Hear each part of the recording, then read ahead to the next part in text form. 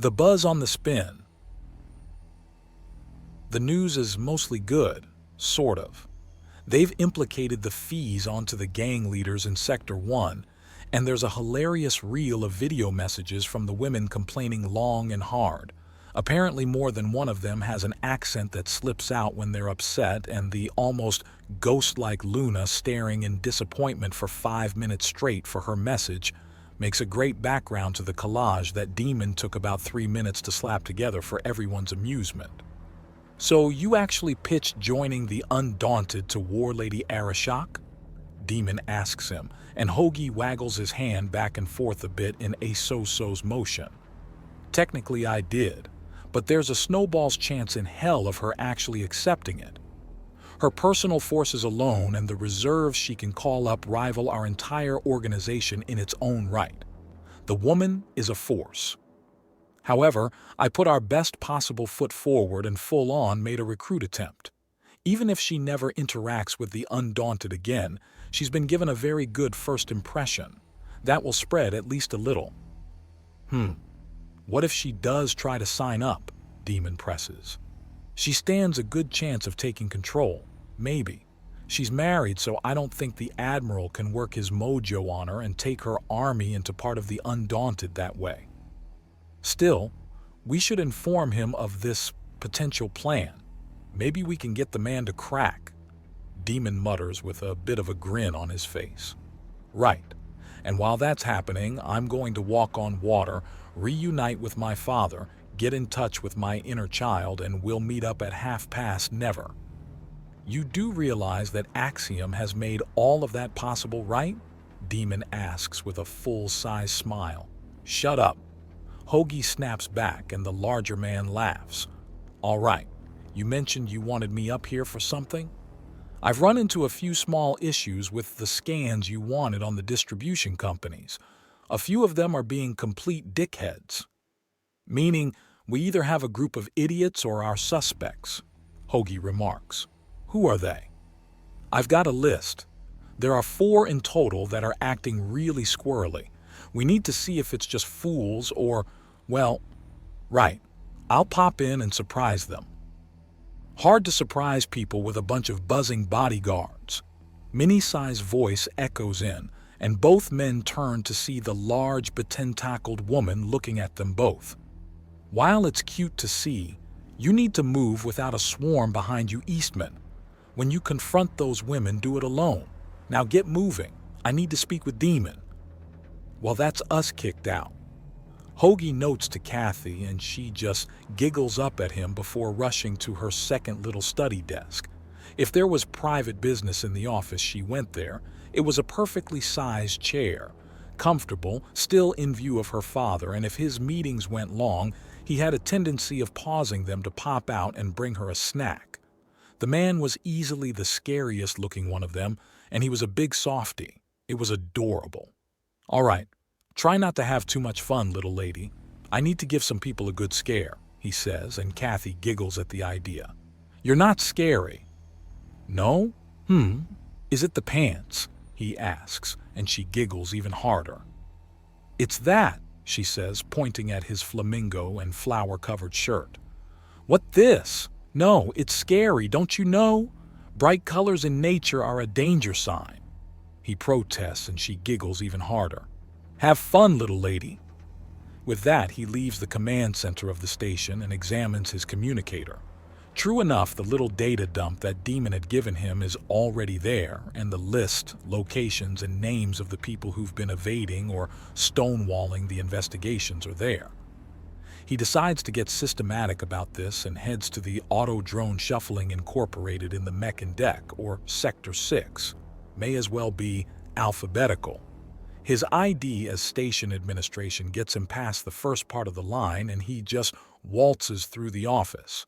It's all white plastic, chrome, and LED lights. Meccan technology runs the gamut between completely indestructible and cutting edge to the extreme. He leans back as a small drone, a singular oversized camera lens and a trinity of nacelles surrounding it, flits out and examines him. He holds up his badge of authority and it seems to pause before flitting back and projecting a holographic image. Administrator Eastman, you were not expected. The hologram states, it's of a Drin woman with the body unnaturally still and the head is fully animated, meaning she's likely sitting at a desk and the rest is just an auto-generated image. That's the point. I wasn't aware I was under investigation. You've refused to release important information to the station. I'm here to get it. I do not understand why a request for a scan of my cargo containers is so important. I'm afraid that for the sake of my investigations, I'm not permitted to tell you. Nonsense. Ma'am, he says, reaching through the hologram and grabbing the drone. This is the second time I'm asking nicely. Now, if my authorization to receive this information isn't enough, perhaps something else will be required. Something else? Force. I'm willing to use it. Are you willing to take it? He asks. Yes or no? No. Then release the required information. He informs her and there's a pause. Why? If I told you why, you could tamper with the results. He replies and the drone powers down. He tosses it up and down in his hand as he glances around and spots a security camera. Are you certain you want to play this game? You can't do a thing to me, little boy. Go home to your wives and have a cry. I have work to do that doesn't involve the station staff bimbos walking around and trying to look competent. The Drin's voice echoes out from the drone and he twists it into scrap metal. All right then, force it is, he says before pulling up the blueprints of the building off of his communicator. He studies it for a moment and then flips it into recording mode and tucks it into his pocket so it can watch out the small hole in it and work like a body cam. He then takes 4 steps forward, shoulders a flimsy sliding door to the storage room to the side, and he's now directly below its central processor. Ah, well, this is the fun way. He wedges himself into a corner of the room to get good and close to the ceiling before drawing his main knife and having Axiom wrap around it to increase the edge. There's an understandable shout of shock as he impales it into the floor above. The metal, cables, carpet, and support struts part like water against the edge of the blade as he quickly cuts a hole and then lets it fall. The first thing the employee sees is his laser pistol pointed right at her. Then, after a few moments, he launches himself off the wall and into the main processing room. There are further screens as numerous aliens immediately start moving, and the one that goes for the door finds a bright red laser beam burning at eye level and bringing her up short even as it scorches the frame. That was a warning. Now, ladies, I've asked nicely, twice. I've asked with legal, legitimate authority on this station and was mocked for it. So now you're going to give me everything I want, or I start handing out injuries of increasing severity. Or in other words, fuck around and find out, he says before waving his laser pistol at the runner. Now then, Miss Quick Feet, you will be my hands for this, understand? The Drin woman begins. The small hive of ant women are clearly trying to calculate their odds on things. Yes or no? Yes, she says. Good. Now bring up the recent scans on your cargo containers. Do you have any idea how much it will cost to repair everything you just broke? How many power lines did you just cut? We've lost access to half our servers and the Drin rants and is cut off by another blast from the laser. Again, it hits no one, but it leaves a lovely scorch mark on the wall. I tried to do this diplomatically, twice. My requests for information were requests in name only. When station administration demands information, you give them the information. Hoagie all but snarls. There's no need for such hostility, the Drin at laser point says. Oh yes there is, you've responded to nothing else. Now draw up the files. He orders her as he presses the still warm barrel against her head. She complies and quickly goes to a working computer, chasing one of her sisters out in the process, and starts going through the access as Hoagie starts reading over her shoulder. He senses movement and pulls out the plasma pistol to point it at whoever it is that's trying something. Laser firmly pressed to the head of his techie, he glances to see another Drin slowly backing away. "What is so important that you're willing to rip your way through our office and damn near kill me?" The Drin at laser point asks, and he snorts. "If I told you, it would compromise the information. Now stop resisting and pull up the data. Then all your issues with me will fall away." He orders the woman, and she finally complies. He scans what he sees and makes sure that his communicator, safely recording from his breast pocket, could catch everything clearly. "Stop." He orders her, and the Drin pauses. His eyes narrow as he sees the name of a few different things he's looking for. "There it is." "There what is?" the Drin asks fearfully. "There's the reason I'm here," he says as he starts reading through the report. It's a note that a new cleaning product breaks down during the final laser scouring of the containers and can leave behind certain toxic elements. Granted, it's not enough by itself, but it's a piece of the puzzle.